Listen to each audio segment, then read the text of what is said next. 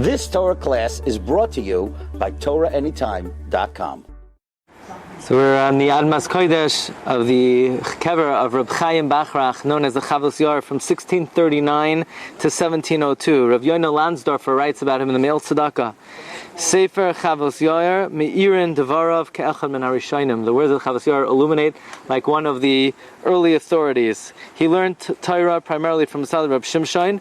He was ill, so the name Yair was added. By the way, he lived a very difficult life.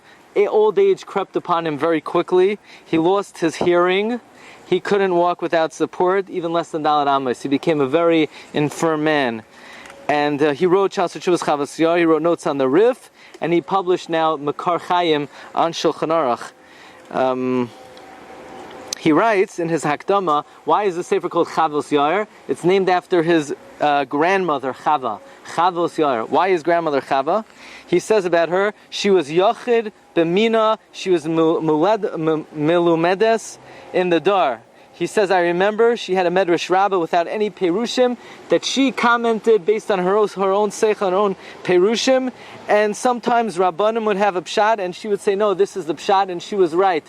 So the Sefer was named after his grandmother, who was a great Melumedes.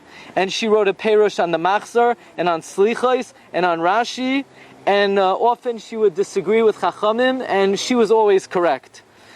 Very interesting. Something that's interesting to me, in Siman Kuf Tzadi Beis in the Chavos Yair, he lists all the halacha l'Moshe Sinai in Shas. Sometimes the Gemara says we have a Kabbalah, so he writes when it's halacha l'Moshe Sinai, when it's not halacha l'Moshe Sinai.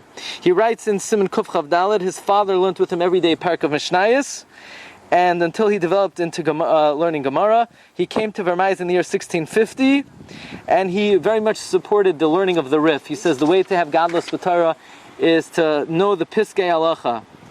Interesting thing, what would you say? We know that to hurt an animal unnecessarily is what Avera? Tsar Bal Chaim.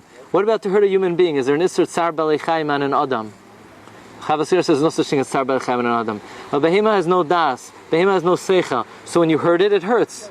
But there's no Tsar Bal Chaim to hurt an Adam. An Adam has das. An Adam has to be makabel, whatever tsar he has in his life. Min hashamayim has to be makabel ba'ava. There's no concept of Tsar Bal Chaim by an Adam. That's the chiddush of the Chavos Yair. Very interesting. He writes that he was very much against the style of pilpul. When we were in Frankfurt, we mentioned some of the Gedolei Rosh Yeshivas introduced something called pilpul. He quotes from the Sefer Zekukin Denura, who praises pilpul, and he teaches the pasuk, Yegia kapecha kisoichel ashrecha v'toivlach.